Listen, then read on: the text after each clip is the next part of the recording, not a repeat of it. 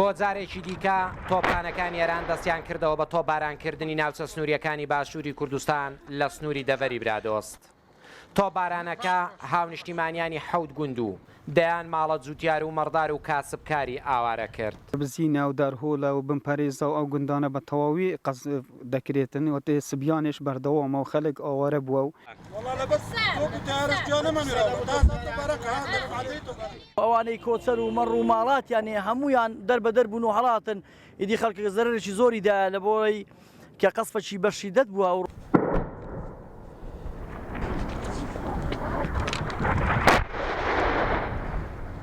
بەر لە تۆپبارانەکە فڕۆکەیەکی ئێران هاتۆتە ئاسمانی ناوچەکە بۆ ئەوەی ئامانج بداتە ئەو تۆپخانەی کە سوپای پاسدارانی ئێران بەر لە چەند ڕۆژێک لە دۆڵ و مەیدانی نێوان سیدەکان و شنۆ جێگیری کردووە. کە سیخورەکە تارەکە ئەگەڕێت تۆ بارانێکی زۆر بە شیدەت زۆر بە شیدەت یان تۆ بارانی ئەوها نەبووە هیچ کەوتێ بەیانیوە لێ ئەدە تاکو ئێستا بەردەوام لێ ئەدەت لە دۆرمەیدانە کە تۆپخانەیان لەوێن دەردانە لەوێن دەرتۆپەداوێن بۆ بناری چیای بربزین و بۆ بێرکمە و بۆ گەروی سنگان و بۆ بنپەرێزە ئۆتێ بەیانی دەک بە تۆپان ئەهەنجنی نەک لێدانان لێدانی ئەوها بە شیدەت نەبووە هیچ.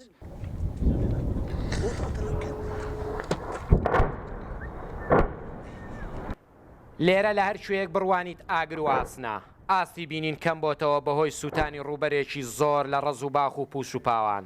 تەنانەتە و کوێستانە گەورەترین ناوچەی پەروەردەکردنی مێشهەنجی باشووری کوردستانە و بەشی زۆری پورهەنگەکان بوونەتە خەڵووس. دیارە ناوچە سنووریەکانی ناحیەی سیدەکانی بە قوڵای 15 کیلۆمەتر کامەشە کاتە دووری 15 کیلۆمەتر لە سنتەری ناحیە تۆپباران کراوە. خۆشبەختانە زیانی گیانی نەبوو زیانی مانەوی بەڵام هەبووە کەویش بریتی بۆ لە شلەژانی هاوڵاتیان بەهۆی ئەو بارودۆخە ناسە خامژیرێکە لە ناوچەکەیەوە ئەو مەترسێکە لەسەر ژیانیان هەیە.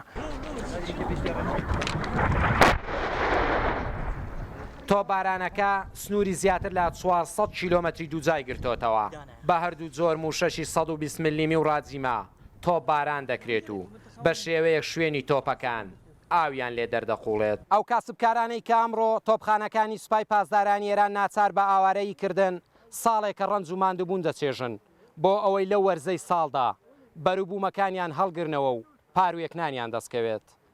بەختیار قادر ڕوودا و کوێستانی بربەزین سیدەکان.